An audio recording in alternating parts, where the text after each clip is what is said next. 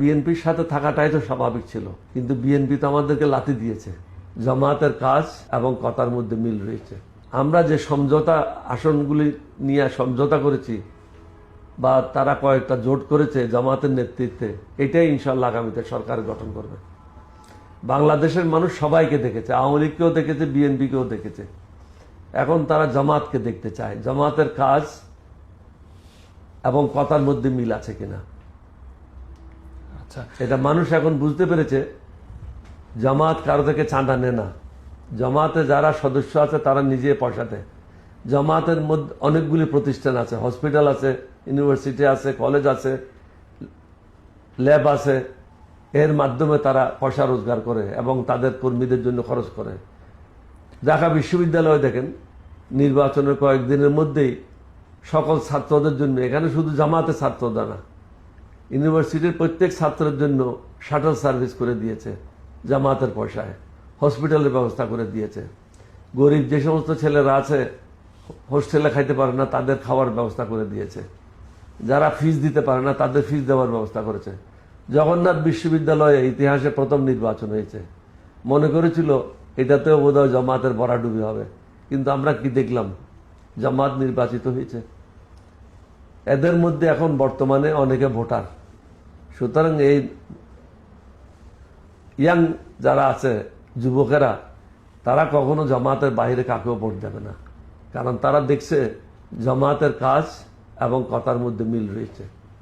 আচ্ছা, কিন্তু এখানে আবার অনেকে আবার আপনাকে একটা প্রশ্ন করতে চায় যে আপনি কথাগুলো বললেন, যদি বিএনপির সাথে এলডিপির জোট হয়ে যেত, আপনারা তো ওয়েট করছিলেন আর কি 7 দিন, তখন কি জামাত নিয়ে আপনার এই ওপিনিয়নটা থাকতো কিনা?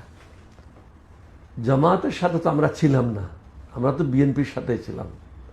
সুতরাং বিএনপির সাথে থাকাটাই তো স্বাভাবিক ছিল, কিন্তু বিএনপি তো আমাদেরকে লাথি দিয়েছে।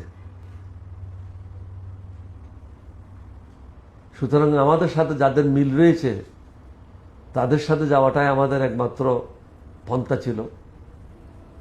যারা বাংলাদেশকে ভালোবাসে, যারা আসলেই জাতীয়তাবাদ ধারণ করে, মোদির দাসত্ব করতে চায় না, তাদের সাথে যাওয়া ছাড়া তো আমাদের আর কোনো বিকল্প ছিল না।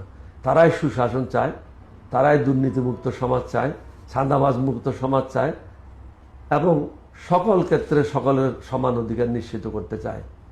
মেয়েরা মেয়েদের জায়গায় কাজ করবে, চাকরি করবে, ছেলেরা ছেলেদের জায়গায় কাজ করবে, অর্ধশিক্ষিত লোকেরা তারা তাদের জায়গায় কাজ করবে, প্রত্যেকের জন্য কর্মসংস্থান সৃষ্টি করবে, স্বাস্থ্য সেবার উন্নতি হবে, শিক্ষাক্ষেত্রে উন্নতি হবে। এখানে কোনো অভাব অনটন ইনশাল্লাহ থাকবে না। আচ্ছা স্যার, মানে যুক্তি বা এটা গরিব দেশ না, এটা একটা ধনী দেশ। এখানে দুর্নীতিবাজেরা সকল ধন সম্পদ লুণ্ঠন করে বিদেশে পাচার করেছে। এটা তো আমার কথা না, এটা রেকর্ডে আছে। আওয়ামী লীগ আমলে $234 বিলিয়ন বাইরে পাচার হয়েছে। আওয়ামী লীগের লোকেরা করুক আর ব্যবসায়ীরা করুক বা সবাই মিলেই করুক, এই টাকাটা যদি, এই ডলারগুলো যদি বাংলাদেশের কাছে থাকতো, তাহলে আজকে বাংলাদেশ পৃথিবীর মধ্যে অন্যতম ধনী দেশ হিসাবে পরিণত হতো। সুতরাং যারা শাসন করেছে রক্ষকেই ভক্ষক হয়েছে।